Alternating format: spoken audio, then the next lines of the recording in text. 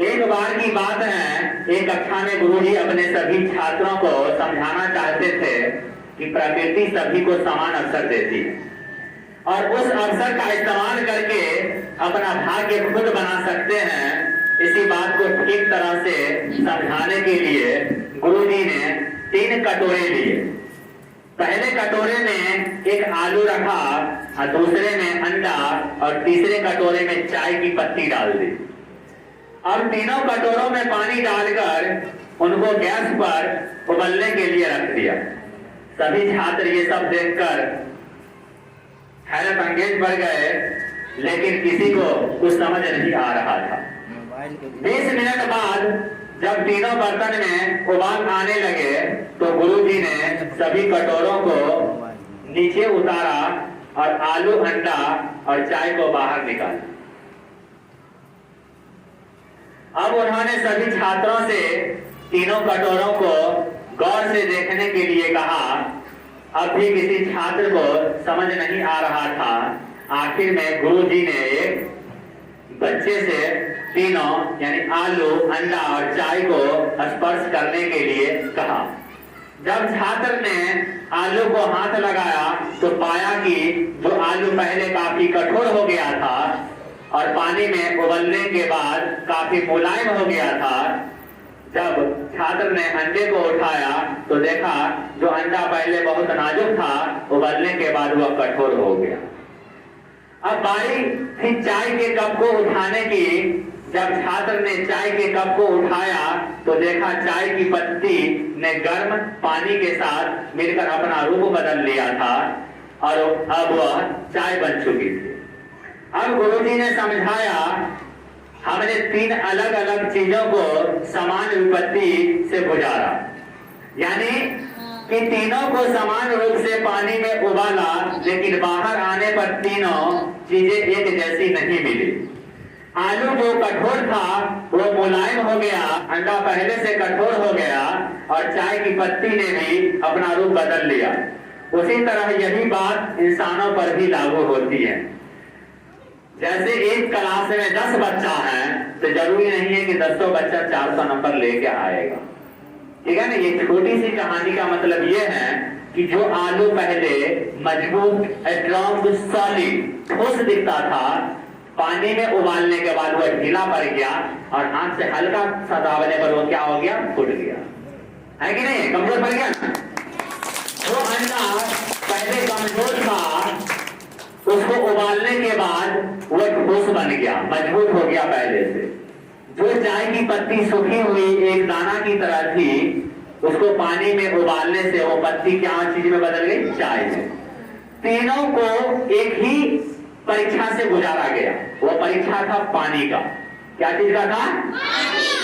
उस पानी में ही तीनों चीज को रखा गया, लेकिन तीनों एक समान निकला वापस। वह तीनों ने अपना रूप को बदल लिया।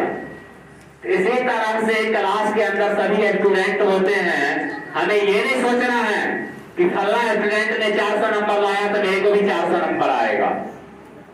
ये अगर सोचेंगे ना तो मैं जिंदगी में कभी कामयाब नहीं हो पाऊंगा, या तुम कभी कामयाब नहीं हो पाओगे। लिख के दे दूंगा।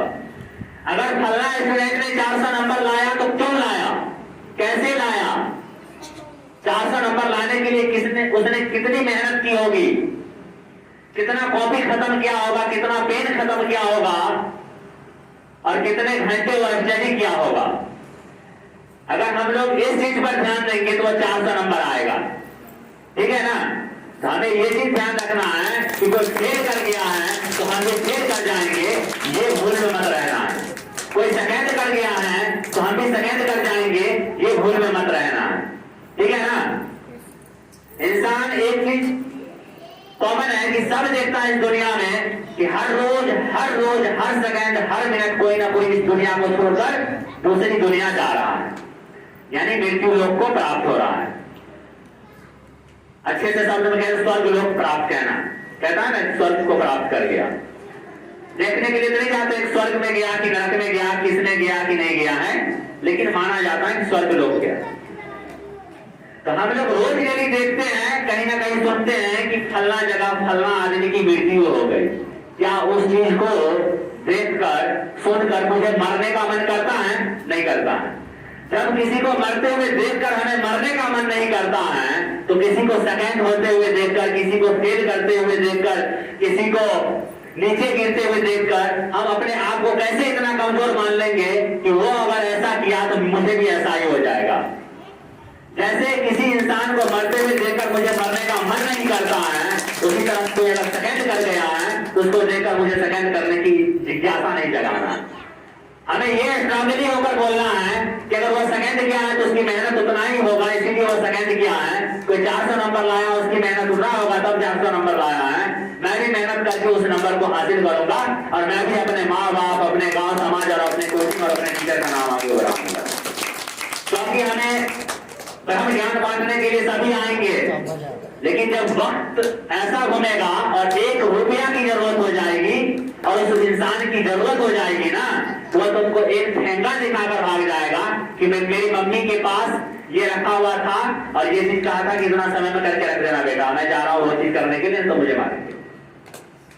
जो तुमको अपने आप को ये दिखाता है कि मेरा तो बहुत ही अच्छा दोस्त है, मेरा बहुत ही अच्छा साथी है, मैं तुम्हारे बिना जी नहीं सकता, मैं तुम्हारे बिना रह नहीं सकता, वह तुमको लात मारकर निकल जाएगा। क्योंकि मतलब का ये दुनिया है और मतलब की संसार है। हमारे गुरु जी एक बहुत ही अच्छा गीत कहते कहते सुनाए थे, इसे यूट्यूब पर बहुत ही प्रचलित है कि मनुष्य जन्म अनमोल रे, माटी में ना रोल रे, फिर ना मिलेगा, अब ना मिलेगा, फिर ना मिलेगा, कभी नहीं कभी नहीं कभी नहीं। ये बहुत ही अच्छा गीत है। तो ये मनुष्य जन्म जो है ना, ये बहुत ही अनमोल है। जो इंसान मनुष्य रूपी इस दुनिया में आया है उससे अच्छा कोई नहीं है और देखा जाए तो उससे गंदा भी कोई नहीं है। दुनिया का सबसे अच्छा से अच्छा काम मनुष्य करता है और सबसे गिरा से गिरा हुआ काम मनुष्य करता है। बस हमें देखने की नजरिया को सही रखना है, सब कुछ सही मिलेगा। इस कहानी को सुनकर अच्छा लगा कि एक पानी के बर्तन में आलू को, चाय पत्ती को और अंडा को, तीनों को रखा गया, लेकिन जब पानी को गर्म करने के बाद उतारा और शिक्षक ने भी स्टूडेंट से पूछा क्या पता लगाओ कि जिस चीज को हम जैसे रखे थे क्या वैसे प्राप्त हुआ? नहीं हुआ।